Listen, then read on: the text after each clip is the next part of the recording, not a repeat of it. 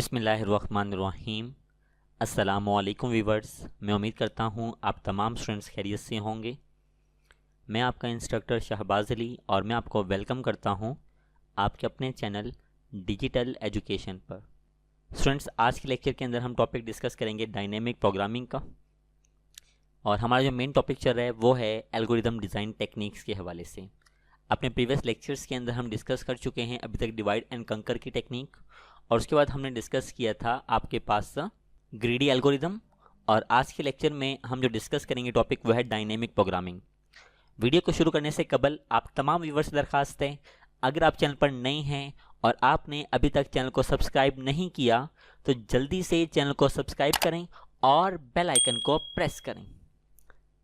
Dynamic programming, mostly students इस topic को divide and कंकर के साथ रिलेट करते हैं, जबकि ऐसा नहीं है। डिवाइड एंड कंकर के अंदर हमारे पास जो टाइम कम्प्लेक्सिटी है वो बहुत ज़्यादा है।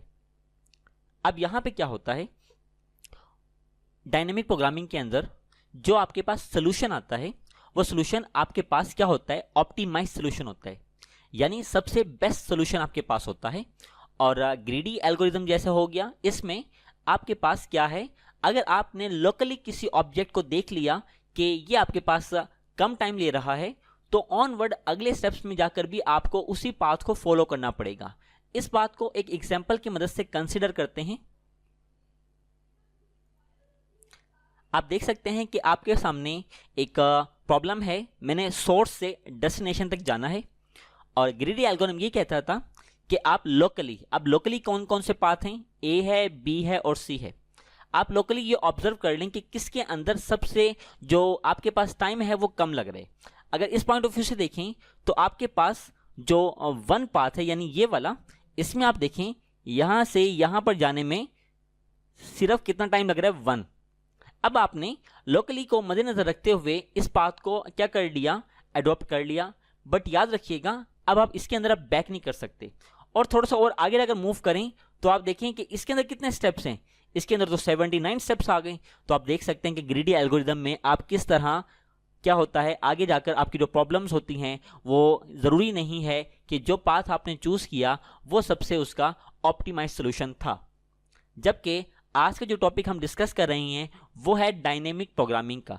डायनेमिक प्रोग्रामिंग के अंदर क्या होता है, डायनेमिक प्रोग्रामिंग के अंदर स्टूडेंट्स आपके जितने भी पॉसिबल सोल्यूशन हैं, जिस तरह ये पॉसिबल सोल्यूशन है, आपके पास ये पॉसिबल सोल्यूशन है और आपके पास ये पॉसिबल सोल्यूशन है। ये कहता है कि आप अपने तमाम पॉसिबल सॉल्यूशंस को एनालिसिस कर लें, यानी इस पाथ को, इस पाथ को और इस पाथ को, तीनों को एनालिसिस कर लें, और एनालिसिस करने के बाद आप उसको अडॉप्ट करें जो सबसे क्या है, बेस्ट है। तो डायनेमिक प्रोग्रामिंग के अंदर आपके पास जो हमेशा सॉल्यूशन होता है वो सबसे ऑप्टिमाइज सॉल्यूशन होता है, और सबसे बेस्ट सॉल्यूशन आपके पास होता है किसके अंदर, डायनेमिक प्रोग्रामिंग के अंदर। अच्छा, आइए इसको किताब की मदद से अंडरस्टैंड करते हैं, उसके बाद एग्जाम्पल से आपको ये टॉपिक क्लियर करता हूं। Dynamic programming DP is an optimization technique used to solve problems by breaking them down into smaller subproblems and sorting the result of these subproblems to avoid the redundant calculations। वो कहता है DP एक ऐसी technique होती है problem का solution निकालने की जिसमें आप अपनी प्रॉब्लम्स को स्मॉलर प्रॉब्लम्स के अंदर डिवाइड कर देते हैं, और उसके बाद जो रिजल्ट है उसको क्या करते हैं, जो सब प्रॉब्लम्स का रिजल्ट आया उसको सॉर्ट करते हैं, और किसी एक स्टेप को यानी सब प्रॉब्लम्स के स्टेप्स को अगर आपने सॉल्व कर लिया तो दोबारा आपको उसको सॉल्व करने की जरूरत नहीं है। रिडंडेंट का मतलब होता है डुप्लीकेट करना। DP is particularly useful for problems with overlapping सब प्रॉब्लम्स एंड ऑप्टिमाइज सब स्ट्रक्चर्स, यानी ये खास तौर पर इस्तेमाल होता है उन प्रॉब्लम्स के लिए जिसमें ओवरलैपिंग सब प्रॉब्लम्स होती हैं और ऑप्टिमाइज सब स्ट्रक्चर होता है। आइए इस बात को एक एग्जाम्पल की मदद से कंसिडर करते हैं। आपकी किताब में जो एग्जाम्पल दी गई है वो है फिबोनाची सीक्वेंस, जो कि एक वेल नाउन एग्जाम्पल कंसिडर की जाती है डीपी यानी डायनेमिक प्रोग्रामिंग के अंदर। इसको अप्लाई करते हैं और फिर आपको समझ आ जाएगा यहाँ पे रिपीटेडली से क्या मुराद है और कंप्यूटेड से क्या मुराद है। आइए चलते हैं स्क्रीन पर। अब यहाँ पे आप देखें फिबोनाची सीरीज क्या होता है कि आपके पास प्रीवियस 2 नंबर का जो सम होता है उसकी मदद से आप तीसरा नंबर फाइंड आउट करते हैं, यानी अपना नेक्स्ट जो नंबर है वो फाइंड आउट करते हैं।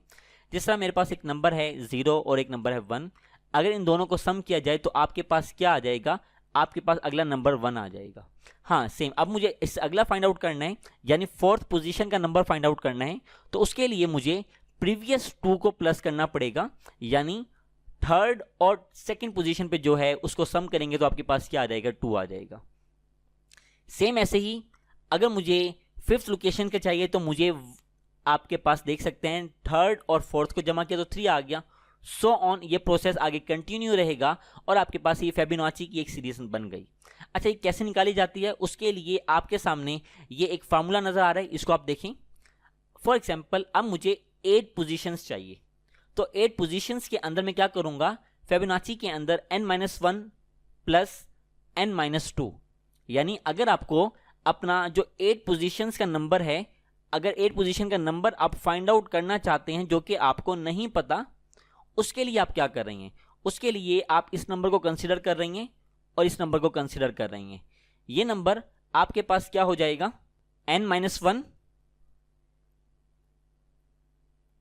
और ये वाला नंबर क्या हो जाएगा आपके पास, n-2, सो ऑन। इसी तरह अगर मुझे 8 की जगह 7 पोजीशन चाहिए होती, यानी 8 को फाइंड आउट करना, तो ये हमारे पास होता n-1, ये होता n-2, सो ऑन, ये इस तरह चलता जाएगा। अब देखिए मैंने आपको कहा 8 पोजीशंस मैंने फाइंड आउट करनी है।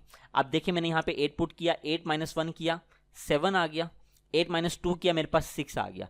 अब 7 और 6 पोजीशन पे क्या पड़ा हुआ है, 7 पोजीशन पे आपके पास पड़ा हुआ है 8 प्लस आपके पास 6 पोजीशन पे क्या पड़ा हुआ है 5।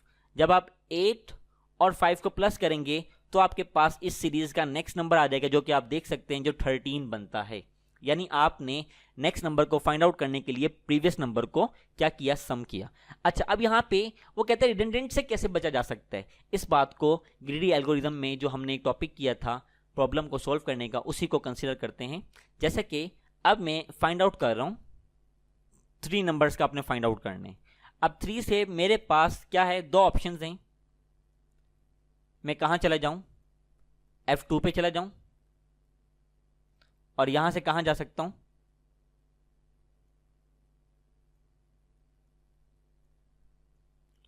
F1 पर जा सकता हूं।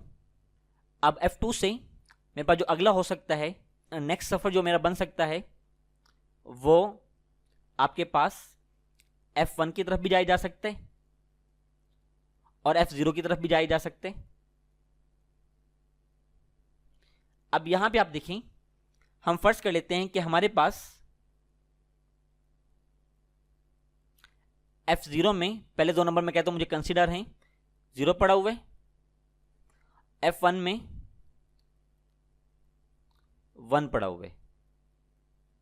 ठीक है जी, यहां पे क्या आ गया 1, यहां पे क्या आ गया 0। अगर इन दोनों को प्लस करें तो अगला क्या आ जाएगा 1। अब ये देखें, ये है, ये मुझे दोबारा करने की जरूरत नहीं है, इस सब प्रॉब्लम को दोबारा सॉल्व करने की जरूरत नहीं है, जबकि सोल्यूशन मेरे पास यहां पे पहले से आप देख सकते हैं कि सोल्यूशन यहां पे दिया गया है।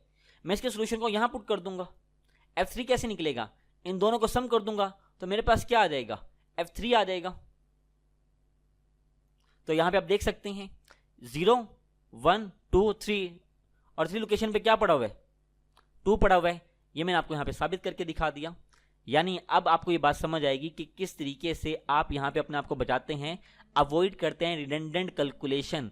एक कैलकुलेशन जो हुई है उसको दोबारा करने से हम अपने आप को इसके अंदर बचाते हैं। तो स्टूडेंट्स, ये था हमारा आज का लेक्चर। मैं उम्मीद करता हूँ कि मेरा आज का लेक्चर आपको पसंद आया होगा। अगर आज का लेक्चर आपको पसंद आया है और इससे आपकी हेल्प हुई है तो वीडियो को लाइक करें, अपने तमाम फ्रेंड्स के साथ इसको शेयर करें। मुझे अपनी दुआओं में याद रखिएगा।